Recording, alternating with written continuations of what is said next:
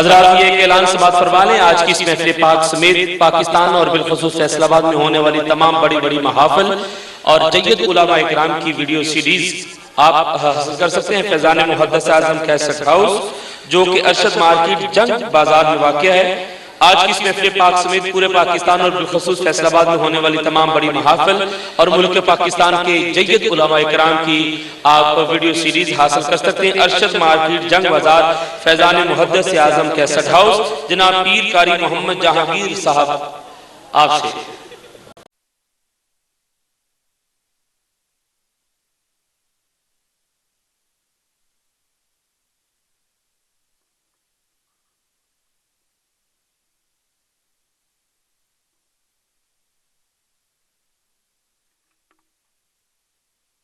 من شرور انفسنا ومن سیئات اعمالنا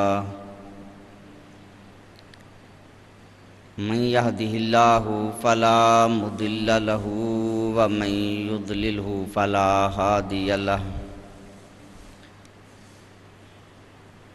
ونشهد ان لا اله الا الله وحده لا شريك له ونشهد أن سيدنا ومولانا محمدًا عبده ورسوله أما بعد فأعوذ بالله من الشيطان الرجيم بسم الله الرحمن الرحيم حاميم والكتاب المبين إنا أنزلناه في ليلة مباركة إنا كنا منذرين فيها يفرق كل أمر حكيم صدق الله العلي العظيم وصدق رسوله النبي الكريم ونحن على ذلك لمن الشاهدين والشاكرين والحمد لله رب العالمين وقال الله تعالى في مقام آخر في شان حبيبه إن الله وملائكته يصلون على النبي يا أيها الذين آمنوا صلوا عليه وسلموا تسليما اللهم صل على سيدنا ومولانا محمد وعلى آل سيدنا ومولانا محمد وبارك وسلم الصلاة والسلام عليك يا سيدي يا رسول الله وعلى آلك وأصحابك يا سيدي يا حبيب الله الصلاة والسلام عليك يا سيدي يا رسول الله وعلى آلك وأصحابك يا سيدي يا نبي الله الصلاة والسلام عليك يا سيدي يا رسول الله وعلى آلك وأصحابك يا سيدي يا رحمة للعالمين تمام تعریفیں اللہ رب العزت جل مجدہ الکریم کی مقدس ذات کے لیے، جو تمام کائنات کا خالق و مالک ہے اور جس نے ہمیں پیدا فرما کر اپنے بے شمار انعامات سے سرفراز فرمایا، اور بے شمار درود ہمارے آقا و مولا سید دو عالم نور مجسم نبی مکرم شفیع معظم صلی اللہ تعالی علیہ وسلم کی بارگاہ اقدس میں، جن کی محبت و اطاعت ہمارے لیے وسیلہ نجات ہے، حمد و صلوات کے بعد معزز محترم سامعین حاضرین، قرآن مجید فرقان حمید میں اللہ تبارک و تعالیٰ نے ارشاد فرمایا حامیم والکتاب المبین، فرمایا کہ اس واضح اور روشن کتاب کی قسم، انا انزلناہ فی لیلۃ مبارکہ، بے شک اس کتاب کو، اس قرآن مجید کو ہم نے لیلہ مبارکہ میں نازل فرمایا۔ فیہا یفرق کل امر حکیم، فرمایا کہ وہ لیلہ مبارکہ وہ برکت والی رات ہے کہ جس رات میں اللہ تبارک و تعالیٰ کی طرف سے تمام امور کے، تمام کاموں کے فیصلے کیے جاتے ہیں۔ لیلہ مبارکہ جس کا ذکر یہاں قرآن مجید میں ہے، اس لیلہ مبارکہ سے مراد کون سی رات ہے؟ تفاسیر میں مفسرین کرام کے دو گروہ ہیں۔ ایک مفسرین کرام کی جماعت نے یہ کہا کہ لیلہ مبارکہ اور شب قدر یہ ایک ہی رات کے دو نام ہیں، کیونکہ قرآن مجید میں اللہ تبارک و تعالیٰ نے نزول قرآن کا ذکر کیا، فرمایا شہر رمضان الذی انزل فیہ القرآن، کہ رمضان پاک کا مہینہ وہ بابرکت مہینہ ہے جس میں قرآن پاک نازل کیا گیا۔ اور دوسرے مقام پر فرمایا انا انزلناہ فی لیلۃ القدر، کہ بے شک یقیناً قرآن کو ہم نے شب قدر میں نازل فرمایا۔ اب یہ قرآن مجید کا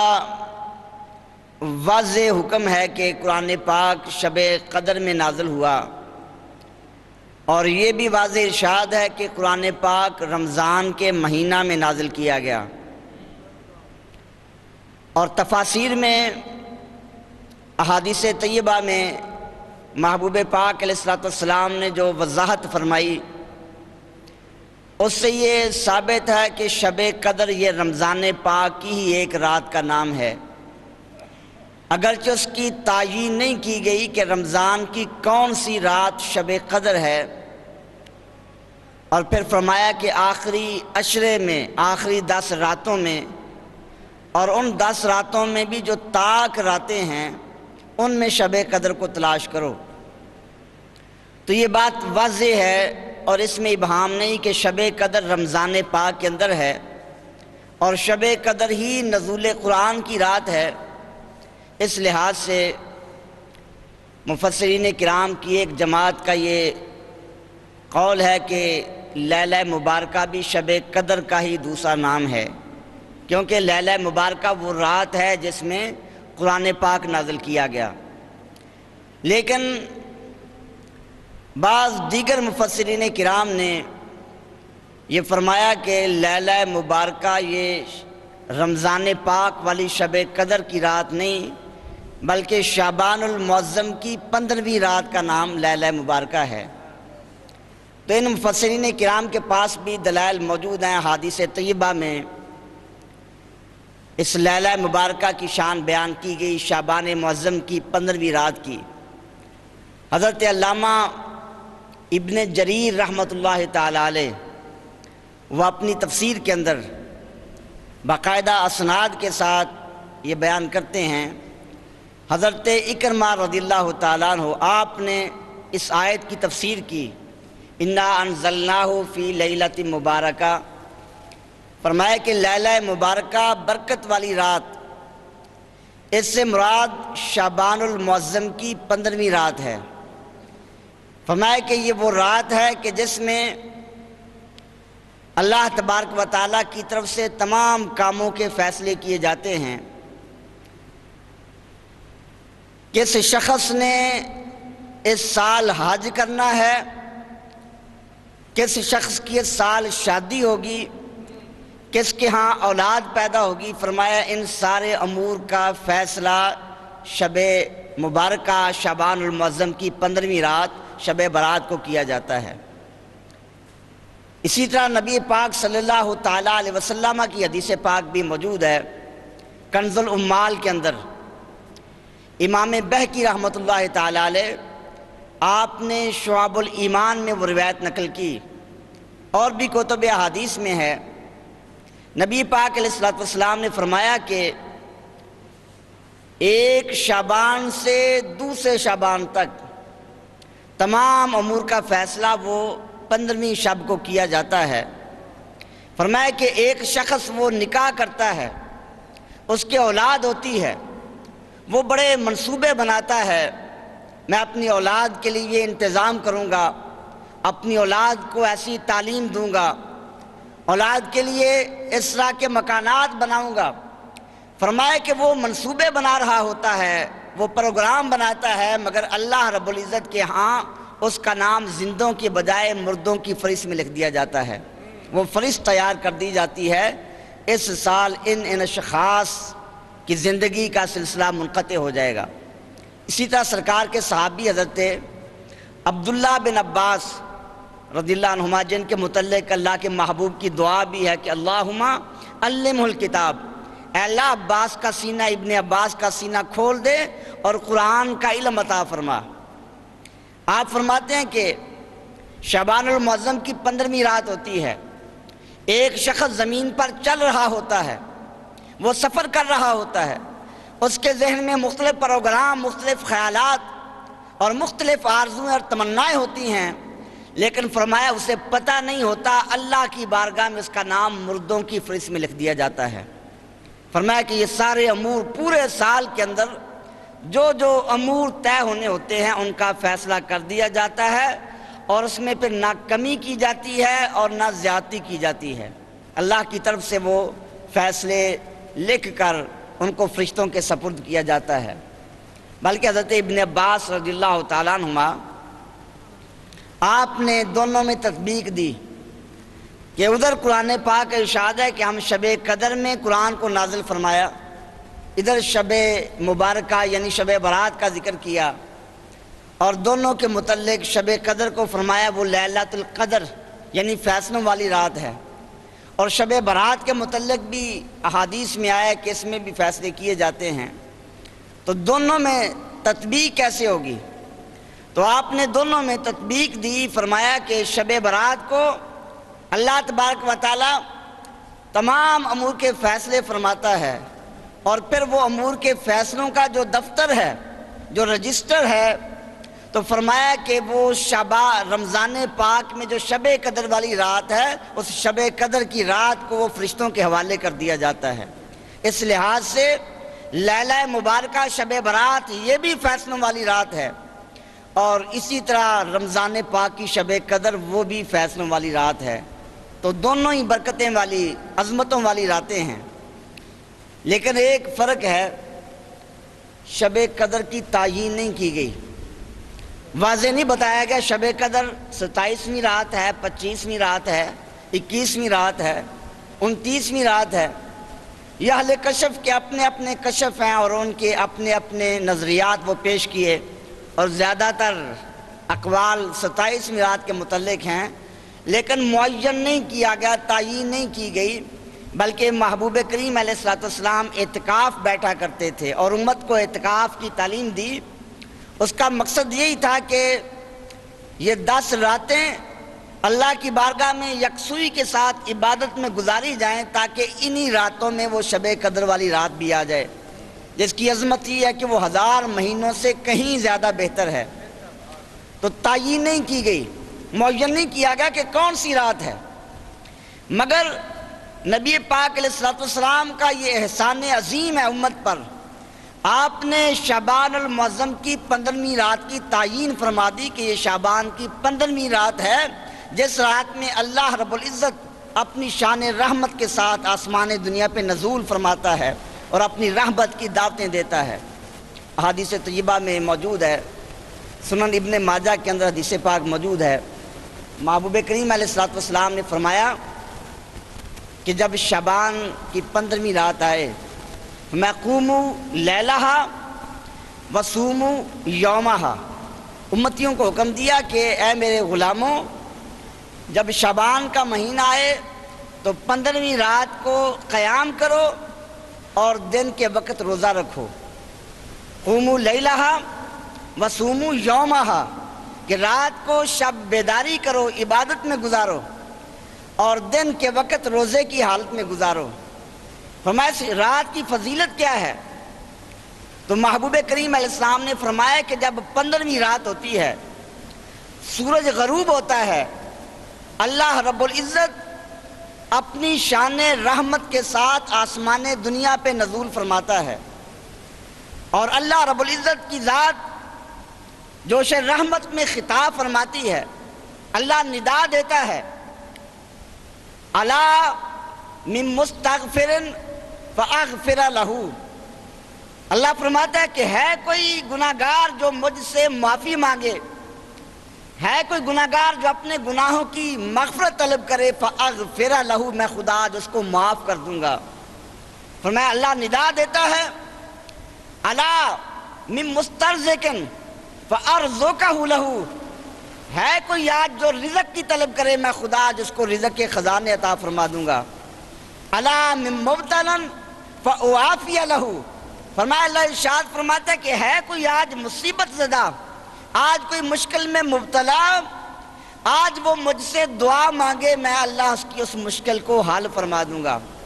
فرمایا الا قضا حتی تطلع الفجر، فرمایا طلوع فجر تک اللہ ندا دیتا کہ آؤ میرے بندو، آؤ آج مجھ سے مانگتے جاؤ، میں خدا عطا کرتا چلا جاؤں گا۔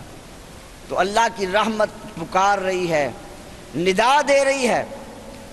اپنے بندوں کو آواز رحمت دے رہی ہے۔ جس طرح بارش برس رہی ہو، پورے زور پر ہو، اور کوئی شخص اس بارش میں بھی پیاس سے مر جائے، یا پہاڑوں میں میٹھے پانی کے چشمے جاری ہوں اور کنارے پر کوئی شخص کھڑا ان چشموں کو دیکھ رہا ہے مگر پانی نصیب نہ ہو، پیاس سے مر جائے، کتنا وہ بد نصیب ہوگا۔ تو یہ رات بھی ایسی عظمت والی رات ہے کہ اللہ کی رحمت تو صدا دیتی ہے، پکارتی ہے، بندو آؤ میری رحمت طلب کرو، میری مغفرت طلب کرو، میری بخشش طلب کرو، آج میں تمہیں خزانے عطا کرتا ہوں۔ تو پھر کتنی بد نصیبی اور کتنی محرومی ہوگی کہ اس رات کو بھی غفلت میں گزار دیا جائے۔ آج کچھ یہ ہمارے مسلمانوں کے زوال کے اسباب بھی ہیں کہ یہ رات تو وہ رات ہے کہ اللہ کی عبادت کی جائے، اللہ کا ذکر کیا جائے، آخرت کی فکر کی جائے، اللہ سے معافی مانگی جائے، اپنے گناہوں کی یاد کر کے رویا جائے، آہوزاری کی جائے، اللہ سے رحمتوں کے خزانوں کی طلب کی جائے، مگر آج اسی رات کو لہو و لعب میں گزار دیتے ہیں۔ ہندوؤں سے سیکھی ہوئی رسمیں اپنا کر آتش بازی اور نہ جانے خرافات، لہو و لعب میں یہ راتیں گزاری جاتی ہیں۔ عید الفطر کا موقع آتا ہے اور یہ ایام ہیں، عید الفطر کی رات وہ بھی بڑی برکت والی رات ہے، اس کے بھی بڑے فضائل ہیں، مگر آج عید رات کے نام پہ جو خرافات ہوتی ہیں، اور امت مسلمہ ان عظیم راتوں کو کہ جن میں ایک لمحے کی عبادت نہ جانے اس کا کتنا ثواب ہے اور کتنی قدر ہے، مگر ہم اغیار کو دیکھ کر، اغیار کی تہذیب کو سامنے رکھ کر، محبوب کریم علیہ السلام کی حیات طیبہ اس کو فراموش کر کے یہ راتیں لہو و لعب میں گزارتے ہیں۔ اللہ کے محبوب کریم علیہ السلام کی یہ راتیں کیسے گزرتی تھیں؟ صحابہ کرام علیہ الرضوان سے پوچھئے۔ صحابہ تو طلب کیا کرتے تھے، تمنا کیا کرتے تھے، کاش ہمیں پتہ چلے محبوب کا عمل کیا ہے، محبوب کریم علیہ السلام نے راتیں کیسے گزاری، ہم بھی اسی طرح راتیں گزاریں۔ سرکار کے چچا حضرت عباس رضی اللہ عنہ کا مشہور واقعہ ہے کہ اپنے شہزادے حضرت عبداللہ رضی اللہ عنہ، جن کی ابھی حدیث میں نے بیان کی، تو آپ نے اپنے بیٹے کو فرمایا کہ بیٹا، دن کے وقت اللہ کے محبوب ہمارے سامنے جلوہ فرما ہوتے ہیں، نماز پڑھتے ہوئے دیکھتے ہیں، خطاب کرتے ہوئے دیکھتے ہیں، بازار میں چلتے ہوئے دیکھتے ہیں، گفتگو فرماتے ہوئے دیکھتے ہیں، لیکن رات کا وقت ایسا وقت ہے کہ محبوب کریم علیہ السلام ہمارے پاس تشریف فرما نہیں ہوتے، ہمیں نہیں پتا محبوب کے رات کے لمحات کیسے گزرتے ہیں۔ یہ محبت ہے کہ محب جو ہے وہ چاہتا ہے مجھے پتا چلے میرے محبوب کا طریقہ کیا ہے، محبوب کا کردار کیا ہے، محبوب کا لباس کیا ہے، محبوب کی گفتار کیا ہے۔ تو محب یہی چاہتا ہے کہ میرا لباس، میرا کردار، میری گفتار، میرا چلنا پھرنا، سونا جاگنا، اٹھنا بیٹھنا وہ محبوب کے تابع ہو جائے، یہ محبت کا تقاضا ہوتا ہے۔ تو عرض کیا، فرمایا کہ بیٹے تمہاری خالہ جو ہیں حضرت میمونہ رضی اللہ عنہا، وہ اللہ کے محبوب کی زوجہ ہیں، ام المومنین ہیں، تمہیں بڑا شرف ہے، اس حوالے سے تم محبوب کے گھر رات گزار سکتے ہو، اپنی خالہ کے پاس چلے جاؤ، بھانجا خالہ کے ہاں رات گزار لیتا ہے، آج رات تم اللہ کے محبوب کے گھر گزارو، اس مکان پر جہاں اللہ کی رحمتوں کا نزول ہوتا ہے، اپنی خالہ جان ام المومنین میمونہ رضی اللہ عنہا کے ہاں گزارو، تاکہ پتہ چلے محبوب کے رات کے معمولات کیا ہیں، تاکہ پھر وہ امت تک پہنچے، یعنی آنے والی امت کا فائدہ کر رہے ہیں۔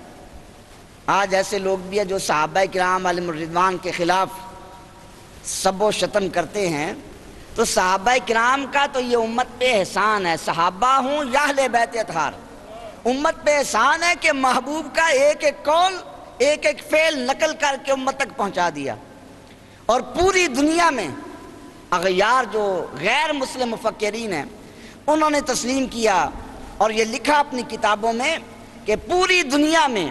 ایسا کوئی شخص نہیں ہے، ایسی کوئی ہستی نہیں ہے کہ جس کے ایک ایک قول اور ایک ایک فعل کو محفوظ کیا ہو، یہ صرف مسلمانوں کے نبی محمد رسول اللہ صلی اللہ علیہ وسلم کی شان ہے کہ ان کے غلاموں نے، ان کے جانثاروں نے، ان کے صحابہ نے محبوب کی زندگی کا ایک ایک لمحہ وہ محفوظ کر کے آنے والی امت تک پہنچا دیا ہے۔ آج آپ کے افعال بھی زندہ ہیں، آپ کے اقوال بھی زندہ ہیں، امتی دن رات آپ کے افعال پر، آپ کی سنتوں پر عمل کر رہے ہیں، کوئی نہ کوئی سنت اس پہ کوئی نہ کوئی امتی عمل کر رہا ہے، اللہ اپنے محبوب کی اداؤں کو دیکھ رہا ہے۔ یہ نماز بھی تو ادائے مصطفیٰ کا نام ہے، محبوب کی اداؤں کا نام فرمایا سلو کما رأیتمونی اصلی، صحابہ اسی طرح نماز پڑھو جیسے مجھے نماز پڑھتے ہو دیکھتے ہو۔ یہ جو کہتے ہیں کہ نماز میں خیال بھی آ جائے تو فساد آ جاتا ہے، مگر محبوب نے فرمایا کہ صحابہ نماز کو ادائے مصطفیٰ سمجھ کر ادا کرو، مجھے دیکھو جیسے میں مصطفیٰ ادا کرتا ہوں، نماز اسی طرح ادا کرو۔ عاشق لوگ تو کہتے ہیں کہ نمازی نماز میں کھڑا ہوتا ہے، احمد کی الف بن جاتا ہے، رکوع میں جاتا ہے احمد کی ہا بن جاتا ہے، اور سجدے میں جاتا ہے احمد کی میم بن جاتا ہے، تشہد میں بیٹھتا احمد کی دال بن جاتا ہے، گویا پورا نمازی اللہ کے محبوب محمد مصطفیٰ کے نام احمد کا نقشہ بن جاتا ہے۔ تو اللہ نے نماز میں نقشہ مصطفیٰ سامنے کر دیا تاکہ نمازی نماز پڑھے اور محبوب کا نام سامنے آ جائے۔ تو یہ عشق و محبت کی باتیں ہوتی ہیں۔ سرکار کے چچا عباس رضی اللہ عنہ فرماتے ہیں، اے بیٹا آج رات محبوب کریم علیہ السلام کی معیت میں، آپ کی رفاقت میں، آپ کی صحبت میں بسر کرو۔ تو رات کا وقت ہوا، حضرت عباس رضی اللہ عنہ نے، ابن عباس رضی اللہ عنہما نے پانی کا انتظام کیا وضو کے لیے۔ محبوب کریم علیہ السلام آپ اٹھے اور دیکھا پانی کا انتظام ہے، فرمایا کہ یہ پانی کس نے انتظام کیا؟ سیدہ ام المومنین میمونہ رضی اللہ عنہا عرض کی، یا رسول اللہ صلی اللہ علیہ وسلم یہ آپ کے چچا زاد ابن عباس نے آج خدمت انجام دی ہے۔ تو محبوب نے دعا کے لیے ہاتھ اٹھا دیا، اللہم علمہ الکتاب، اے اللہ میرے چچا زاد کو قرآن کا علم عطا کر دے، اللہم فقہہ فی الدین، اے اللہ سے دین کی سمجھ عطا کر دے۔ تو دعائے مصطفیٰ کا نتیجہ یہ ہوا کہ حضرت ابن عباس فرمایا کرتے تھے، لو دالی اقال و بیرن لوجدتہ فی کتاب اللہ، اگر میرے اونٹ کی رسی بھی گم ہو جائے تو قرآن سے میں تلاش کر سکتا ہوں۔ تو جس محبوب کی دعا کا یہ نتیجہ ہو، جس محبوب کے صحابی کا یہ علم ہو، محبوب کے غلام کا یہ علم ہو، اس آقا کا علم کیا ہوگا؟ یہ کہتے ہیں کہ محبوب کریم علیہ السلام کو تعالیٰ یاز باللہ پتہ ہی کچھ نہیں تھا، دیوار کے پیچھے کی خبر نہیں تھی، جھوٹی من گھڑت حدیثیں بیان کر کے ایسا کی خرافات کہتے ہیں۔ تو سرکار مدینہ صلی اللہ علیہ وسلم آپ یہ رات کیسے گزارتے تھے؟ سیدہ عائشہ صدیقہ ام المؤمنین رضی اللہ تعالیٰ عنہ، آپ کا بھی امت پہ احسان ہے کہ دین کا تہائی حصہ، 2/3 حصہ حضرت سیدہ عائشہ صدیقہ کی وساطت سے ہمیں ملا۔ 9 سال کی عمر میں محبوب کے گھر حاضر ہوئیں، 9 سال آپ کے ساتھ رہیں، اور پھر 9 سال میں وہ علم کا مقام حاصل ہوا، فقہ کا وہ مقام حاصل ہوا۔ محبوب کے وصال کے بعد بڑے بڑے اکابر صحابہ جب مسئلہ حل نہ ہوتا تو ام المومنین عائشہ صدیقہ رضی اللہ عنہا کے دروازے پہ پہنچ جاتے، اے ام المومنین اس مسئلے کا حل آپ ارشاد فرمائیں۔ یہ سرکار کی صحبت کا نتیجہ تھا۔ تو سیدہ ام المومنین عائشہ صدیقہ رضی اللہ عنہا فرماتی ہیں، فرمایا کہ ایک رات نبی پاک صلی اللہ علیہ وسلم آپ آرام فرما ہوئے بستر میں، رات کے وقت میری آنکھ کھلی، دیکھا محبوب کریم علیہ السلام بستر میں تشریف فرما نہیں تھے۔ فرمایا کہ میں پریشان ہو گئی، محبوب کہاں چلے گئے؟ صحابہ کو محبوب سے محبت تھی، ایک لمحہ کی جدائی گوارا نہیں ہوتی تھی۔ تو فرمایا کہ محبوب کی تلاش میں نکل پڑی، ازواج مطہرات کے کمروں میں دیکھا، اور چلتے چلتے فرمایا کہ جنت البقیع میں پہنچ گئی۔ اب ظاہر ہے کہ جنت البقیع میں گئیں تو اپنے مکان سے باہر نکلنا پڑا، رات کا وقت ہے، آدھی رات کا وقت ہے۔ تو سیدہ عائشہ صدیقہ رضی اللہ عنہا کو کیسے پتہ چلا محبوب یہاں تشریف لے گئے ہیں؟ یعنی محبوب کی خوشبو ہی اپنا راستہ خود بتا دیا کرتی تھی۔ صحابہ خوشبو مصطفیٰ سے محبوب کو تلاش کر لیا کرتے تھے۔ فرمایا کہ چلتے چلتے میں جنت البقیع میں پہنچ گئی، کسی نے بتایا نہیں کہ عائشہ رات کا وقت ہے، کوئی بتانے والا نہیں ہے، کوئی رہنمائی کرنے والا نہیں کہ عائشہ محبوب تو جنت البقیع میں ہے، نہیں، خود محبوب کی خوشبو نے بتا دیا کہ آقا جنت البقیع میں تشریف فرما ہیں۔ فرمایا کہ میں گئی، عجیب منظر ہے، اللہ کے محبوب کریم علیہ السلام سر سجدے میں ہے، آہوزاری کر رہے ہیں، اللہ کی بارگاہ میں گڑ گڑا رہے ہیں۔ جب مجھے دیکھا تو فرمایا کہ اے عائشہ کیا تو یہ خیال کرتی تھی اللہ کا رسول تجھ پہ ظلم کرے گا، تیرے ساتھ ناانصافی کرے گا؟ عرض کی یا رسول اللہ صلی اللہ علیہ وسلم آپ کی محبت میں میرے دل میں خیال آ گیا شاید آپ کسی اور زوجہ کے پاس تشریف لے گئے ہیں۔ میں کہ نہیں عائشہ، اللہ کا رسول ناانصافی نہیں کرتا۔ فرمایا ہاں آج ایک ایسی رات ہے، فرمایا اس رات کی یہ عظمت ہے، اس رات کی یہ شان ہے کہ اللہ تبارک و تعالیٰ اس رات میری امت پہ اتنی رحمت فرماتا ہے، اتنا کرم فرماتا ہے۔ فرمایا قبیلہ بنو کلب کی جو بکریاں ہیں ان بکریوں کے بالوں کے برابر اللہ میری امت کے گناہ گاروں کو بلا حساب معاف فرما دیتا ہے۔ عرض کی یا رسول اللہ صلی اللہ علیہ وسلم آپ نے قبیلہ بنو کلب کا ذکر کیا، اور بھی قبیلے تھے اور بھی بکریاں تھیں۔ فرمایا کہ عرب میں جتنی بکریاں قبیلہ بنو کلب میں ہیں کسی اور قبیلے میں نہیں ہیں۔ یعنی اللہ اتنی رحمت فرماتا ہے، اتنی رحمت فرماتا ہے کہ بے حساب بے شمار امتیوں کو اللہ بغیر حساب کے ان کی بخشش فرما دیتا ہے۔ اسی طرح اور بھی سیدہ عائشہ صدیقہ رضی اللہ عنہا کے حوالے سے احادیث میں یہ شب برات والی رات کے حوالے سے مختلف احادیث ہیں۔ ایک اور روایت میں ہے کہ سیدہ عائشہ صدیقہ رضی اللہ عنہا فرماتی ہیں کہ شب برات 15ویں شعبان کی رات تھی، نبی پاک صلی اللہ علیہ وسلم آپ کو میں نے بستر میں نہ پایا، تلاش کرنے لگی اندھیرے میں۔ فرمایا کہ میرا ہاتھ محبوب کے پاؤں سے ٹکرایا، محبوب سجدے میں ہیں، اور فرمایا کہ میں دیکھتی رہی محبوب دعا کر رہے ہیں، آنکھوں سے آنسو جاری ہیں، حالانکہ محبوب کریم علیہ السلام معصوم ہیں، گناہوں سے پاک ہیں، مگر اللہ کی بارگاہ میں عجز کا اظہار کر رہے ہیں، امتیوں کو تعلیم دے رہے ہیں اللہ میرے گناہ معاف کر دے، اور عرض کر رہے ہیں اللہ میرے گناہوں کو تو ہی معاف کر سکتا ہے۔ وہ بے گناہ نبی اللہ کی بارگاہ میں عرض کر رہا ہے لا احصی ثناء علیک انت کما اثنیت علی نفسک، اے اللہ جیسا تیری تعریف ہے میں حق ادا نہیں کر سکتا، اے اللہ تیری حمد کا میں حق ادا نہیں کر سکتا، اے اللہ مجھے معاف کر دے، بار بار عرض کر رہے ہیں۔ تو فرمایا کہ کبھی آپ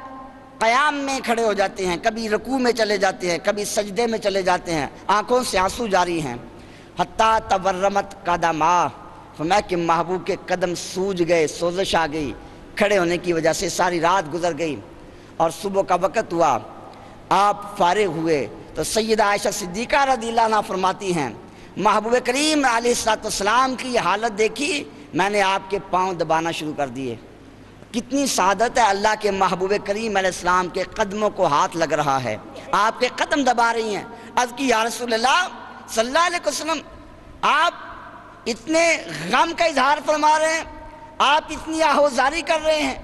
آپ اتنا رو رہے ہیں، حالانکہ اللہ کا ارشاد ہے لیغفر لک اللہ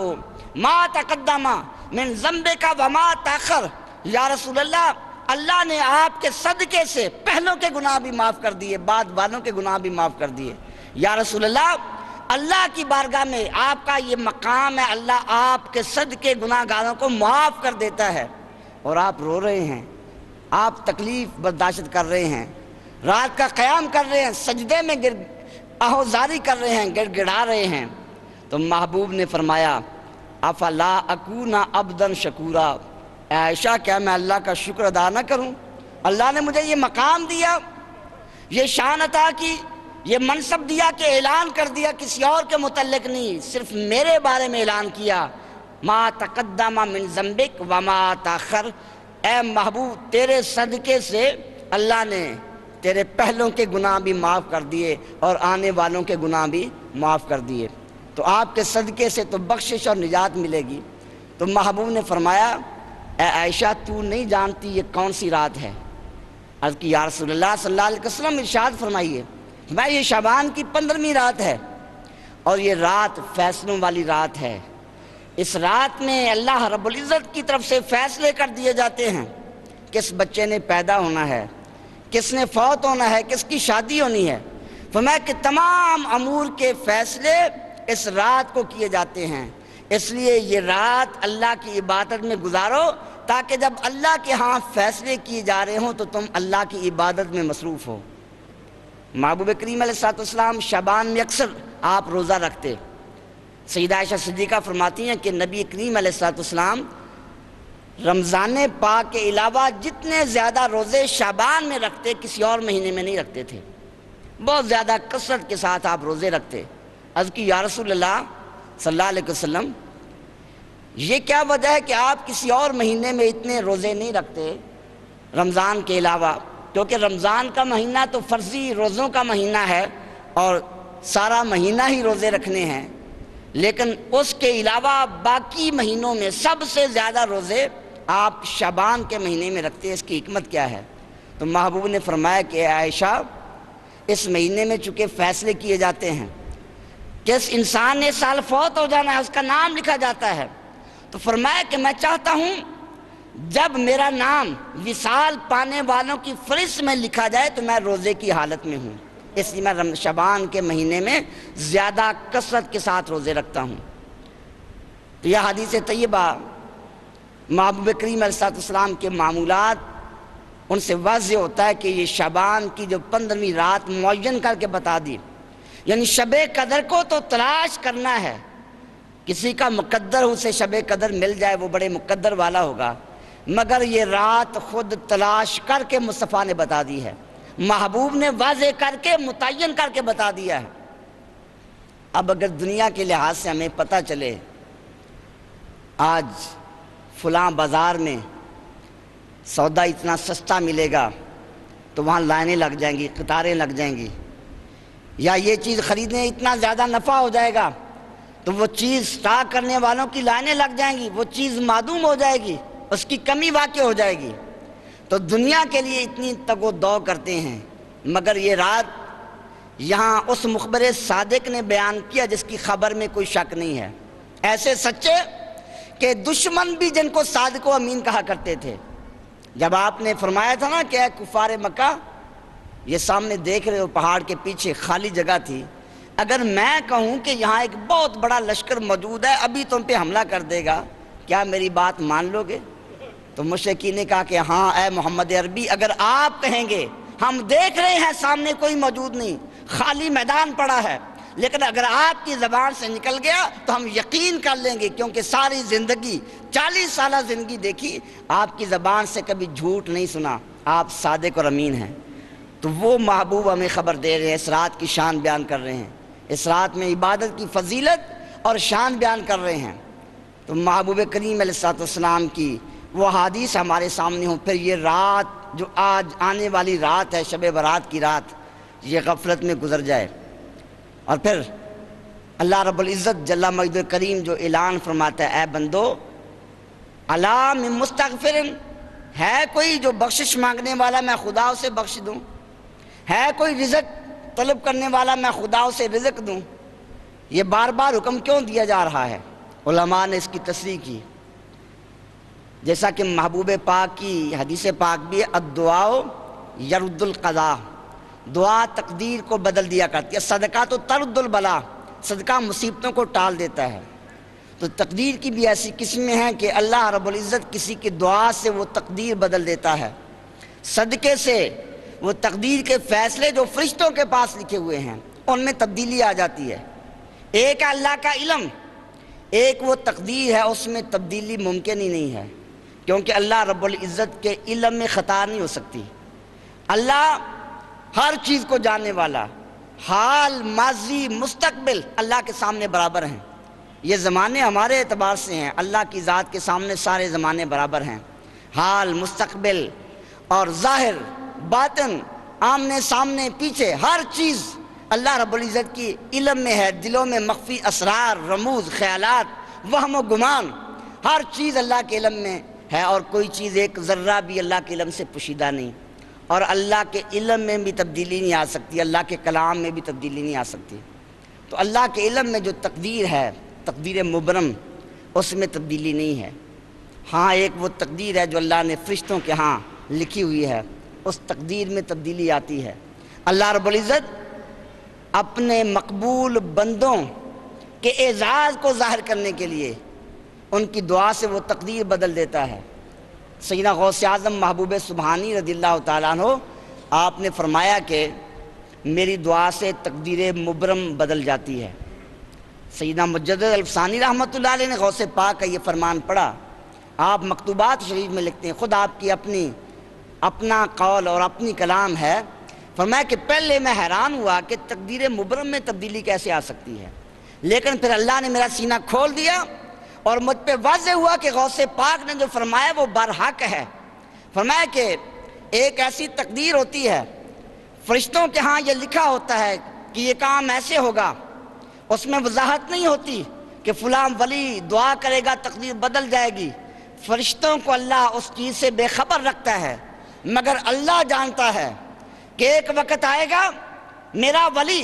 میرا مقبول بندہ دعا کرے گا، میں اس کی دعا سے یہ تقدیر بدل دوں گا۔ اللہ بندوں کے سامنے اور فرشتوں کی جماعت میں اپنے اس ولی کی شان کے اظہار کے لیے اس ولی کی دعا سے تقدیر کو بدل دیتا ہے۔ تو جس طرح ولی کی دعا سے تقدیر بدل جاتی ہے، یہی شب برات والا معاملہ ہے کہ اللہ فرماتا ہے مجھ سے معافی مانگو میں بخش دوں گا، مجھ سے رزق مانگو آج میں رزق عطا کروں گا۔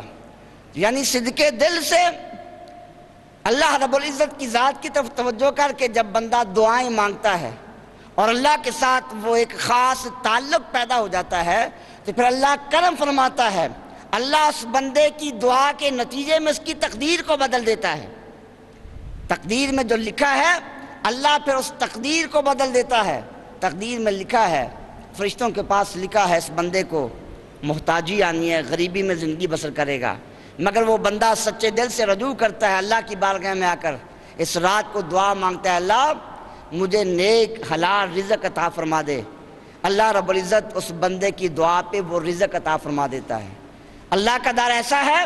وہ در رحمت، گناہ گاروں کو مایوس نہیں فرماتا۔ دنیا میں انسان کی فطرت یہ ہے، آدمی کی فطرت یہ ہے، کسی سے ناراض ہو جائے ایک بار معاف کر دے گا، دو بار معاف کر دے گا، بار بار وہ غلطی کرے گا پھر معافی نہیں ملے گی، وہ معافی مانگنے آئے گا اسے بھگا دے گا، اپنے قریب نہیں آنے دے گا۔ مگر ایک اللہ کی ذات ایسی ذات ہے، اللہ فرماتا ہے بار بار آؤ، بار بار گناہ کرو، بار بار مجھ سے مانگو، بار بار میں معاف کرتا چلا جاؤں گا۔ بلکہ حدیث پاک میں فرمایا ایک بندہ دن میں 70 بار گناہ کرے اور 70 بار اللہ کی بارگاہ میں توبہ کرے، اللہ 70 بار ہی معاف فرما دیتا ہے۔ ایک حدیث پاک ہے، سرکار نے فرمایا کہ بندہ گناہ کرتا ہے اور گناہ کے بعد بندے کو احساس ہوتا ہے، پریشان ہوتا ہے، اللہ کی بارگاہ میں عرض کرتا ہے رب اغفر لی، اے اللہ مجھے معاف کر دے۔ اللہ رب العزت فرشتوں کو فرماتا ہے، فرشتوں دیکھو اس بندے نے گناہ کیا، میری حکم عدولی کی، میری نافرمانی کی، لیکن اب یہ میری بارگاہ میں آ کر معافی مانگ رہا ہے، مجھے کہہ رہا ہے، عرض کر رہا ہے رب اغفر لی خطیئتی، اللہ میری گناہ معاف کر دے۔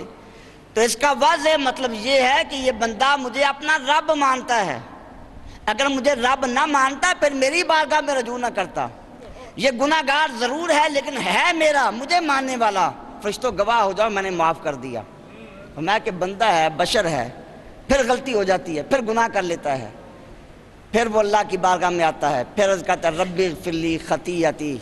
اے اللہ میرا گناہ معاف کر دے۔ پھر اللہ فرماتا ہے فرشتوں دیکھو اس بندے نے دوبارہ گناہ کیا مگر لوٹ کر پھر میرے پاس آ گیا، پھر مجھے پکار رہا ہے، پھر رب رب کی صدا لگا رہا ہے۔ اس کا معنی یہ ہے کہ یہ بندہ مجھے رب مانتا ہے، یہ رب ماننے میں معاف نہ کروں یہ میری شان ربوبیت کے منافی ہے۔ فرشتوں گواہ ہو جاؤ میں نے معاف کر دیا۔ میں پھر موقع آتا ہے اور پھر وہ بندہ گناہ کر لیتا ہے، پھر وہ وعدہ بھول جاتا ہے، پھر اللہ کی بارگاہ میں آ کر عرض کرتا ہے رب اغفر لی خطیئتی، اے اللہ میرا گناہ معاف کر دے۔ میں کہ رب یہ نہیں فرماتا ہے بندے یہ بار بار تو کیا مذاق کر رہا ہے، بار بار گناہ کرتا ہے، معافی مانگتا ہے پھر بدل جاتا ہے، نہیں۔ اللہ فرماتا ہے فرشتوں دیکھو یہ بندہ بار بار گناہ کر رہا ہے مگر بار بار گناہ کرنے کے بعد، جرم کرنے کے بعد پھر میری طرف رجوع کرتا ہے، پھر مجھے رب کہتا ہے۔ اے فرشتوں گواہ ہو جاؤ یہ بندہ جب بھی گناہ کر کے میرے پاس آئے گا میں خدا اسے معاف کرتا چلا جاؤں گا، بس شرط یہ ہے کہ میرے پاس رجوع کرے۔ تو اللہ کی رحمت حق بہانہ میں جو ید، رحمت حق بہانہ میں جو ید، اللہ کی رحمت معاوضہ نہیں مانگتی، وہ بہانہ ڈھونڈتی ہے۔ اللہ فرماتا ہے کہ بندہ میری طرف آئے، اگر ایک بالشت میرے قریب ہوگا میں ایک گز اس کے قریب ہو جاؤں گا۔ اللہ ان چیزوں سے پاک ہے تو اپنی رحمت کے اظہار کے لیے فرمایا کہ وہ ایک بالشت میرے قریب آتا ہے میں ایک گز اس کے قریب ہو جاتا ہوں، فرمایا کہ وہ چل کر میرے پاس آتا ہے میں دوڑ کے اس کے پاس جاتا ہوں۔ اللہ تو دوڑنے سے پاک ہے، چلنے سے پاک ہے۔ مراد یہ کہ بندہ تھوڑی سی توجہ کرتا ہے، اللہ کو پکارتا ہے تو اللہ کی رحمت بے پناہ رحمتوں کے ساتھ اس کی طرف متوجہ ہوتی ہے۔ علامہ اسماعیل حقی رحمۃ اللہ علیہ آپ نے تفسیر روح البیان میں لکھا، میں ایک بابا جی بوڑھے آدمی تھے، حج پہ چلے گئے، ایک جوان آدمی ساتھ تھا، اس بابے نے حج کا احرام باندھا، طواف کرنے لگا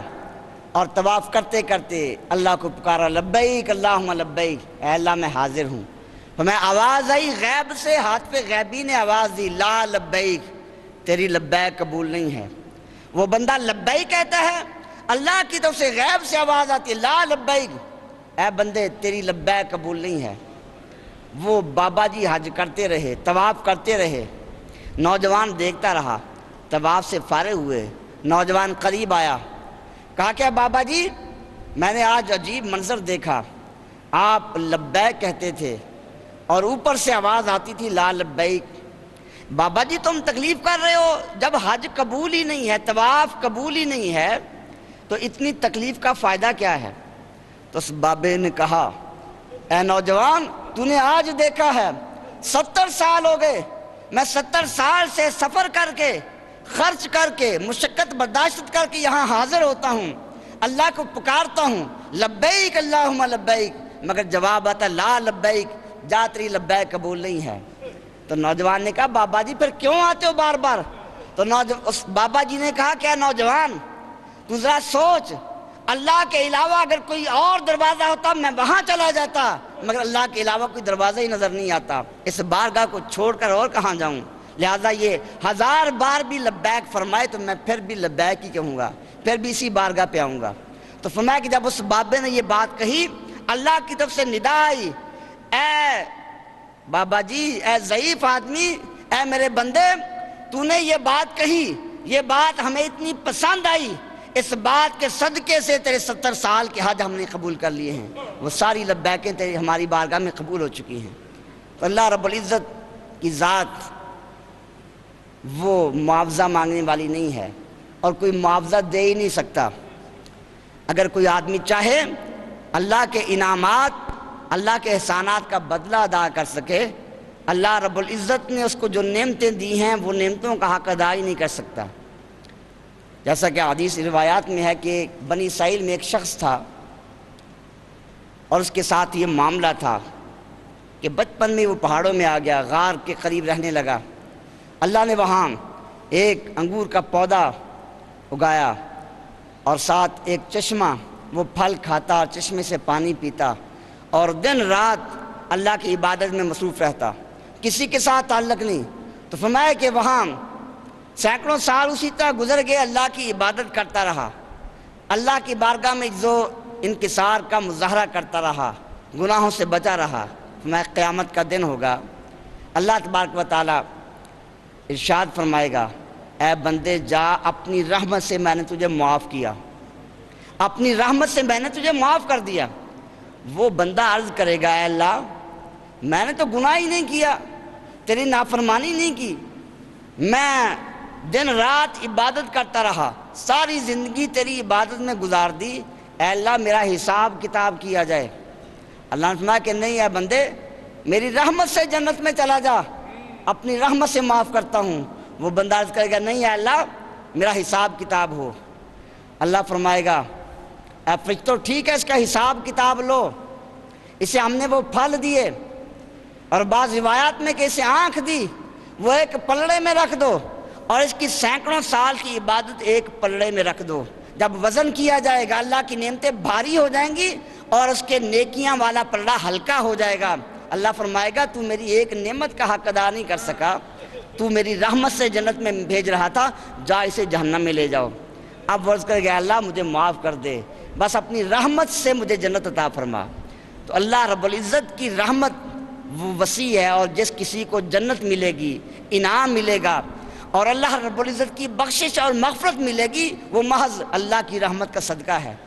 یہ حدیث پاک جو بھی میں نے عرض کی، سیدہ عائشہ صدیقہ رضی اللہ عنہا آپ فرماتی ہیں جب محبوب آہوزاری کر رہے تھے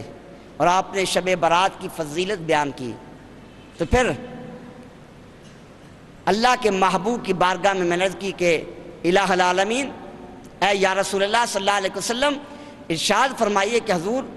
کیا اللہ کی رحمت کے بغیر کسی کی بخشش نہیں ہوگی؟ اللہ کی رحمت کے بغیر کوئی جنت میں نہیں جائے گا؟ تو محبوب نے فرمایا کہ نہیں عائشہ، اللہ کی رحمت کے بغیر کوئی جنت میں نہیں جائے گا۔ عرض کی یا رسول اللہ صلی اللہ علیہ وسلم کیا آپ بھی اللہ کی رحمت سے جنت میں جائیں گے؟ فرمایا کہ ہاں عائشہ، میں بھی اللہ کی رحمت سے جنت میں جاؤں گا۔ ہاں اللہ نے مجھے اپنی رحمت سے ڈھانپ رکھا ہے، کیونکہ اللہ نے فرمایا ما ارسلناک الا رحمت للعالمین، محبوب ساری کائنات کے لیے آپ کو رحمت بنایا ہے۔ کائنات میں جس کسی کو رحمت ملے گی، رحمت کا ایک ذرہ بھی ملے گا، رحمت کا خزانہ ملے گا، وہ سارے کا سارا صدقہ مصطفیٰ ہے، وسیلہ مصطفیٰ ہے۔ محبوب کے وسیلہ کے بغیر کسی کو اللہ کی رحمت کا ایک چھینٹا بھی نہیں مل سکتا۔ انما انا قاسم واللہ یعطی، فرمایا کہ عطا اللہ فرماتا اور تقسیم میں مصطفیٰ کرتا ہوں۔ تو یہ شب برات، یہ ایسی راتیں اللہ نے ہمیں عطا کی، یہ بھی رحمت مصطفیٰ کا صدقہ ہے۔ محبوب پاک علیہ السلام کی امت میں اللہ نے پیدا کیا، سال ہم گناہ کرتے رہتے ہیں، اللہ نے ایسی راتیں عطا کر دیں، فرمایا ایک رات میں عبادت کرو، اس ایک رات میں اللہ کی بارگاہ میں آہوزاری کرو، اس ایک رات میں گڑ گڑاؤ، اللہ کو پکارو، تو سال بھر جو گناہ کرتے رہے اللہ اس ایک رات کے صدقے وہ سال کے گناہ معاف کر دے گا۔ یہ اللہ کی رحمتیں اور اللہ کی عطائیں ہیں، انسان اس کو شمار نہیں کر سکتا۔ اللہ نے فرمایا من جاء بالحسنات فلہ خیر منہا، جو نیکی کرے گا فرمایا کہ ہم اسے بہتر عطا فرمائیں گے۔ من جاء بالحسنات فلہ خیر منہا، جو شخص نیکی کرے گا، نیکی کا عمل کرے گا، فرمایا کہ ہم اسے بہتر عطا فرمائیں گے۔ اب اس آیت مبارکہ میں اللہ نے جو یہ فرمایا کہ جو شخص نیکی کرے گا ہم اسے بہتر عطا فرمائیں گے، اس کے بھی مفسرین کرام نے بہت سے مفہوم اور معنی بیان کیے، کیونکہ یہ قرآن مجید کی شان ہے کہ قرآن پاک میں اتنے معنی اور مطالب ہیں کہ وہ ایک سمندر ناپیدا کنار ہے۔ مفسرین کرام کی عمریں گزر گئیں، بڑے بڑے علماء، بڑے بڑے امام رازی اور اسی طرح امام غزالی جیسے بڑے بڑے اکابر آئے، وہ تفسیریں کرتے رہے، معنی بیان کرتے رہے، مگر وہ سمندر ختم ہونے کا نام نہیں لیتا۔ امام رازی فرماتے ہیں کہ اعوذ باللہ من الشیطان الرجیم کی میں تفسیر کرنے لگوں 12,000 مسائل بیان کر سکتا ہوں. یہ امام راضی کا ارشاد ہے. اور مولا علی کائنات رضی اللہ عنہ فرماتے ہیں کہ اگر بسم اللہ الرحمن الرحیم، ایک روایت میں سورہ فاتحہ فرمایا کہ سورہ فاتحہ کی تفسیر لکھنے لگوں اتنی کتابیں تیار ہو جائیں کہ 70 اونٹوں کا بوجھ بن جائے، 70 اونٹوں کے بوجھوں کے برابر وہ تفسیر قرآن تیار ہو جائے. تو قرآن تو مطالب اور معنی کا سمندر ہے. تو مفسرین کرام نے فرمایا کہ اللہ فرماتا ہے من جاء بالحسنات فلہ خیر منہا، جو نیکی کرے گا ہم اسے اس سے بہتر عطا فرمائیں گے. تو الحسنہ ذکر کیا، نیکی بھلائی. ایک معنی بیان کیا کہ یہاں بھلائی سے مراد ہے ایمان. اللہ نے فرمایا کہ جو ایمان اختیار کرے گا. آگے فرمایا فلہ خیر منہا. تو فرمایا کہ اب ایمان کا جب ذکر آ گیا، ایمان کس چیز کا نام ہے؟ اللہ اور اس کے محبوب کا ذکر، ذکر خدا اور ذکر مصطفیٰ. اور اللہ اس کے محبوب کے نام سے بہتر کوئی چیز نہیں ہو سکتی. جنت کے انعامات، جنتی محلات، جنتی حور و قصور اللہ اس کے محبوب کے نام سے بہتر نہیں ہو سکتے. اب یہ معنی نہیں بنے گا کہ جو نیکی کرے گا ہم اسے بہتر نیکی عطا کریں گے، بلکہ فرمایا کہ اب خیر منہا، یہ من سببیہ ہے. معنی بنے گا کہ جو ایمان اختیار کرے گا ہم اسے وہ بھلائی عطا کریں گے، وہ رحمت عطا کریں گے جس کا سبب وہ ایمان ہوگا. یعنی یہ بتا دیا کہ جو بھی انعامات ملیں گے، جو عطائیں ملیں گی، اللہ کی بخشیں ملیں گی، ان سب کا دار و مدار وہ ایمان پر ہے. عبادات بعد میں ہیں، نماز، روزہ، حج، زکوٰۃ، صدقات و خیرات، جہاد، یہ سارے اعمال کا نام ہے. اور یہ سارے اعمال تب کارگر ہوں گے جب جڑ ہوگی ایمان. اگر ایمان نہیں تو پھر نمازیں پڑھے، روزے رکھے اور سر ٹکراتا رہے. شیطان بھی تو عبادات کرنے والا تھا، 6 لاکھ سال عرش معلیٰ کے نیچے سر ٹیکتا رہا، معلم الملکوت کہلایا، مگر وہ ساری عبادتیں منہ پہ مار دی گئیں. لعنت اللہ والملائکۃ والناس اجمعین. تو اللہ نے فرمایا کہ جو ایمان اختیار کرے گا ہم اس ایمان کے سبب سے اسے بہتر بدلہ عطا فرمائیں گے. اب جیسا کہ حدیث طیبہ اس مضمون کی بڑی احادیث ہے. ایک شخص قیامت کے روز اللہ کی بارگاہ میں پیش ہوگا. اللہ فرمائے گا کہ اس کے گناہوں کے دفتر لاؤ. فرمایا کہ 99 دفتر گناہوں کے وہ میدان معاشر میں پھیلا دیے جائیں گے، اور اتنے بڑے بڑے دفتر ہوں گے کہ پوری زمین کو گھیر لیں گے. اللہ رب العزت کی بارگاہ میں جب وہ دفاتر پیش ہوں گے، اب وہ بندہ آہوزاری کرے گا اور اسے یقین ہو جائے گا کہ اب میری نجات کی کوئی صورت نہیں ہے. اللہ فرمائے گا کہ اے بندے تجھ پہ ظلم نہیں کیا جائے گا. وہ بندہ عرض کر گیا اللہ میرے اتنے گناہ ہیں اور میں گناہوں کا اقرار کرتا ہوں، واقعی یہ گناہ میں نے کیے ہیں اور گناہ ہی گناہ نظر آ رہے ہیں، نیکی کا نام و نشان تک نہیں ہے، تو اے اللہ میری بخشش کیسے ہو سکتی ہے؟ اللہ فرمائے گا اے بندے تیرے اوپر ظلم نہیں کیا جائے گا. اللہ تعالیٰ ایک کاغذ کا پرزہ نکالے گا، فرمایا اس پہ لکھا ہوگا لا الہ الا اللہ محمد رسول اللہ. اللہ فرمائے گا اے بندے یہ ایمان ہے، اگرچہ تو گناہ کرتا رہا، تو دنیا میں خیانتیں کرتا رہا، بدکرداریاں کرتا رہا، لیکن تو نے صدق دل سے مجھے ماننا تھا، میرے محبوب کو ماننا تھا، اور سچے دل سے لا الہ الا اللہ محمد رسول اللہ کا ورد کیا تھا. اب اس کا بھی وزن کیا جائے گا. میں ایک پلڑے میں لا الہ الا اللہ محمد رسول اللہ رکھا جائے گا، ایک پلڑے میں 99 دفتر رکھ دیے جائیں گے. اللہ اور رسول کا نام بھاری ہو جائے گا اور گناہوں کے وزن ہلکے ہو جائیں گے. فرمایا جائے گا جاؤ اس کو جنت عطا کر دو. تو اللہ کی بخششیں اور رحمتیں تو اتنی وسیع ہیں. فرمایا کہ من جاء بالحسنات فلہ خیر منہا. ایک معنی یہ کہ جو نیکی کرے گا، نیک عمل کرے گا، ہم اسے بہتر عطا فرمائیں گے. جو نیک عمل کرے گا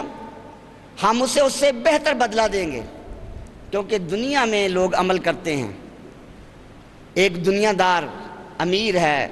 جائیداد والا ہے، فیکٹری والا ہے، وہ ایک مزدور رکھتا ہے. وہ مزدور کئی کام کرتا ہے، اس کے گھر کا سودا صرف لاتا ہے، گھر میں کھانا پکاتا ہے، اس کی نگرانی کرتا ہے، اس کے بچوں کا خیال کرتا ہے. وہ سینکڑوں کام کرتا ہے، مگر سب کاموں کی اسے ایک ہی تنخواہ دی جاتی ہے. مگر اللہ رب العزت کی بارگاہ اتنی بارگاہ عظیم بارگاہ ہے، بندہ ایک معمولی سی نیکی بھی کرے اور سمجھے کہ شاید یہ تو کوئی معمولی سا کام ہے، اللہ فرماتا ہے کہ من یعمل مثقال ذرۃ خیر یرا، ایک مثقال کے برابر بھی نیکی کی ہم اسے بھی فراموش نہیں کریں گے، اس کا بھی اسے بدلہ عطا کریں گے۔ نماز وہ ایک ہی پڑھتا ہے، لیکن ایک نماز میں اللہ کتنی نیکیاں عطا کرتا ہے۔ اسی نماز پڑھنے کے دوران وہ مسجد میں آتا ہے، مسجد میں آنے کا ثواب الگ ہے، وہ آ کر مسلمانوں سے مصافحہ کرتا ہے، اس کا ثواب الگ دیا جاتا ہے، وہ آ کر اللہ والوں کی زیارت کرتا ہے، اس کا ثواب الگ دیا جاتا ہے، وہ اللہ اکبر کہتا ہے، اس کا ثواب الگ دیا جاتا ہے، ایک ایک ذرے کا اسے ثواب عطا کیا جاتا ہے، ایک عمل ہوتا ہے اور بے شمار نیکیاں عطا کی جاتی ہیں۔ تو اللہ نے فرمایا کہ من جاء بالحسنات فلہ خیر منہا، جو ایک نیکی کرے ہم اسے بہتر بدلہ عطا فرماتے ہیں۔ یہ اللہ رب العزت کی شان رحمت ہے۔ دنیا دار، دنیا کا مالک ایسے نہیں کرتا، دنیا کا مالک ہے، حکومتیں ہیں، ان کا ملازم ہے، بوڑھا ہو جاتا ہے، اب کام نہیں کر سکتا، ریٹائرڈ ہو گیا تو اب کیا ہوا، تنخواہ بند ہوگی، پینشن لگ گئی، تنخواہ میں کمی آ گئی۔ مگر اللہ کی شان فرمایا کہ جو شخص نیکی کرتا ہے لیکن پھر وہ بیمار پڑ گیا، اب مجبور ہو گیا، معذور ہو گیا، وہ نیکی نہیں کر سکتا، اللہ فرماتا ہے فرشتوں یہ بندہ صدق دل سے میری عبادت کرتا تھا، اسے میں نے صحت عطا کی تھی، قوت عطا کی تھی، اب یہ کمزور پڑ گیا، اب نیکی نہیں کر سکتا، مگر اس کے نیکیوں والے نامہ اعمال میں کمی نہ آئے، وہ نیکیاں اسی طرح تم لکھتے رہو، بلکہ وہ نیکی جاری کر کے مر جاتا ہے، قبر میں چلا جاتا ہے، وہ مدرسہ بنا گیا، مسجد تعمیر کر گیا، اب وہ قبر میں لیٹا پڑا ہے، نیکی نہیں کر سکتا، مگر اللہ فرماتا ہے فرشتوں اس بندے نے مسجد تعمیر کی، یہ مدرسہ تعمیر کیا، اب یہ چلا گیا مگر ثواب میں کمی نہ آئے، جتنے بھی نمازی نماز ادا کریں گے سب کا ثواب اسے عطا کیا جاتا ہے، جتنے علماء تیار ہوں گے، جتنی کتابیں لکھی جائیں گی، ان کے شاگرد تیار ہوں گے، وعظ و تبلیغ کریں گے، فرمایا سب کا ثواب اس مدرسہ بنانے والے کے نام کر دیا جائے۔ تو اللہ رب العزت فرماتا ہے من جاء بالحسنات فلہ خیر منہا، کہ جو بندہ نیکی کرے ہم اسے بہتر بدلہ عطا فرماتے ہیں۔ اور صوفیہ کرام، اولیاء کاملین نے اس آیت کا معنی بیان کیا، من جاء بالحسنات فلہ خیر منہا، کہ حسنہ کا معنی رضا الہی اور خیر کا معنی دیدار الہی۔ اللہ فرماتا ہے جو بندہ میری رضا کے لیے کام کرے اور جو بندہ میری رضا کے لیے نیکیاں کرے فَلَهُ خَيْرٌ مِّنْهَا، میں خدا اس کو اپنا دیدار عطا کرتا ہوں۔ یہ دیدار ایسی نعمت ہے، احادیث میں کہ جب شہید کو جنت میں بھیجا جائے گا وہ کہے گا، اللہ والے ایسے ہوں گے، وہ کہیں گے اے اللہ ہم نے عبادت اس لیے تو نہیں کی تھی ہمیں جنت عطا کی جائے، وہ جنت سے بھاگیں گے، اے اللہ ہم تو تیری رضا کے طالب تھے، تیرے دیدار کے طالب تھے۔ فرمایا کہ حکم ہوگا اے میرے بندو اگر میرا دیدار کرنا ہے میرا دیدار بھی تمہیں جنت میں ملے گا، جنت ہی میرے دیدار کی جگہ ہے، تب جا کر ان کو اللہ کے عاشقوں کو جنت میں آ کر سکون ملے گا۔ تو فرمایا کہ من جاء بالحسنات فلہ خیر منہا کا معنی کہ جو اللہ کی رضا کے لیے کام کرتا ہے اللہ اسے اپنا دیدار عطا کرتا ہے۔ حکیم الامت مفتی احمد یار خان نعیمی رحمۃ اللہ علیہ آپ نے لکھا، میں کہ ایک مولوی صاحب تقریر کر رہے تھے، بڑے مسائل بیان کی، نماز پڑھو اتنا اجر ملے گا، روزہ رکھو اتنا ثواب ملے گا، صدقہ دو اتنا ثواب ملے گا، مسائل کی طویل فہرست بیان کی۔ ایک کوئی اللہ والا بابا جی کھڑا ہوا تو اس نے وجد میں آ کر کہا کہ مولوی صاحب آپ نے مسئلے بیان کیے اور میں مسئلوں کی ماں بیان کرتا ہوں۔ فرمایا کہ مسئلوں کی ماں یہ ہے کہ بس تم اللہ کو مان لو، اللہ کے بن جاؤ، اللہ تمہارا ہو جائے گا، تم اللہ کی رضا کے تابع ہو جاؤ، تم اللہ کی مانو، پھر تم جو کہو گے اللہ اسی طرح کرتا چلا جائے گا۔ حضرت خلیل ابراہیم خلیل اللہ علیہ السلام نے اللہ کی مانی، فرمایا کہ آگ میں جانا ہے چلے گئے، بیٹے کو جنگل میں چھوڑنا ہے چھوڑ دیا، بیوی کو جدا کرنا ہے چھوڑ دیا، خانہ کعبہ تعمیر کرنا ہے تعمیر کر دیا، بیٹے کو ذبح کرنا ہے ذبح کے لیے پیش کر دیا، خدا جو کہتا رہا آپ وہی کرتے رہے، جب ان کی باری آئی پھر حضرت ابراہیم جو کہتے رہے اللہ اسی طرح کرتا رہا۔ میں ربنا وبس فیہم رسولا، اے اللہ اس برکت والی جگہ اپنا رسول مبعوث فرما، اے اللہ ان لوگوں کو پھلوں کا رزق عطا فرما،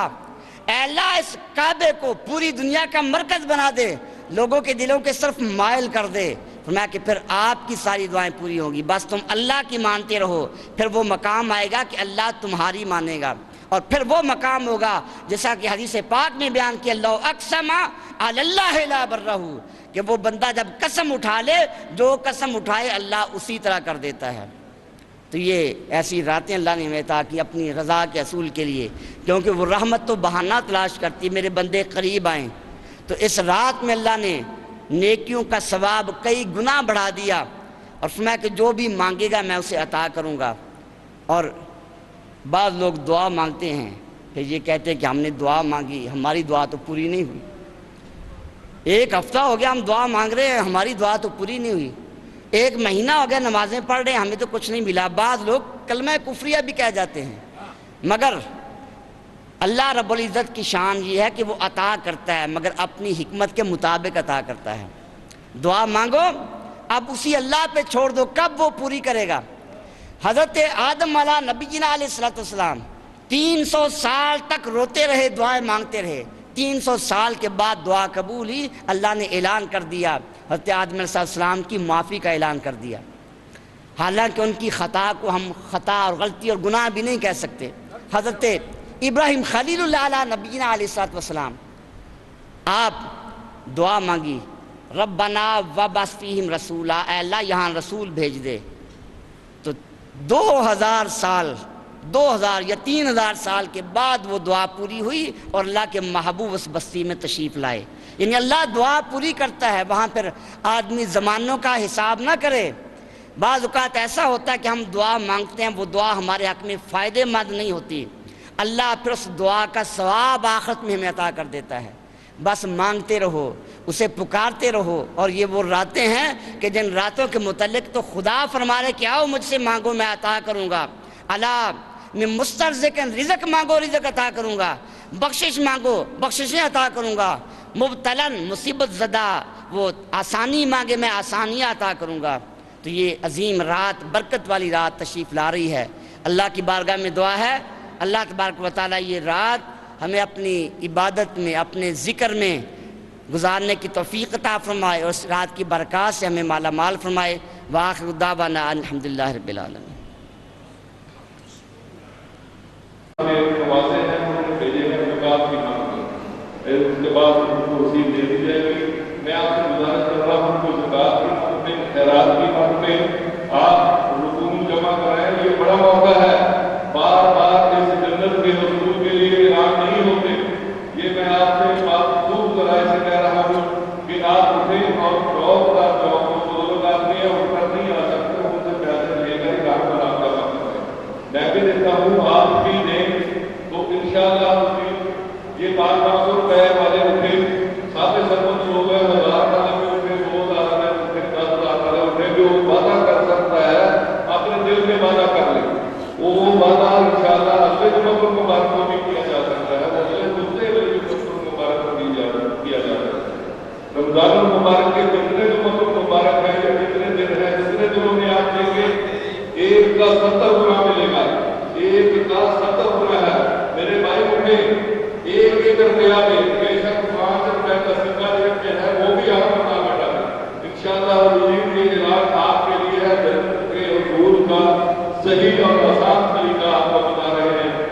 یہ فطرانہ 70 روپے ہے،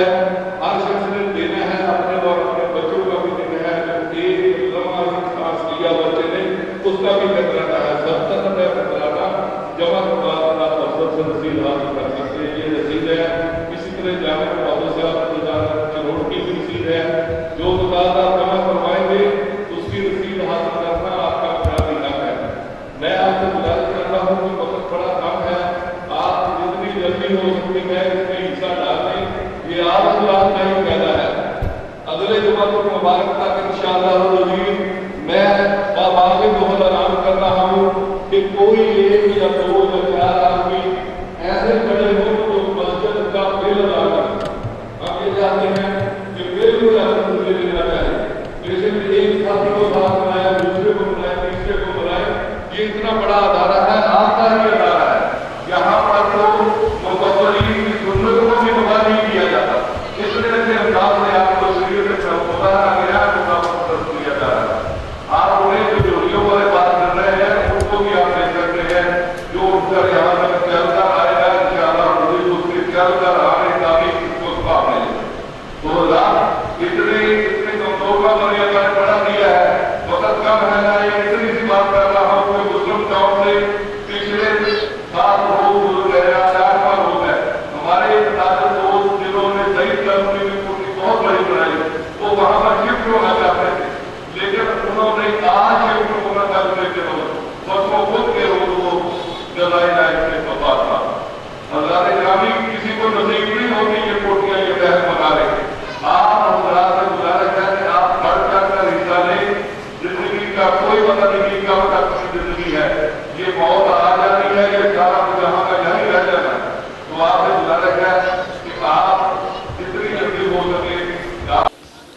حضرات یہ ایک اعلان سے بات فرما لیں، آج کی اس محفل پاک سمیت پاکستان اور بالخصوص فیصل آباد میں ہونے والی تمام بڑی بڑی محافل اور جید علماء اکرام کی ویڈیو سیریز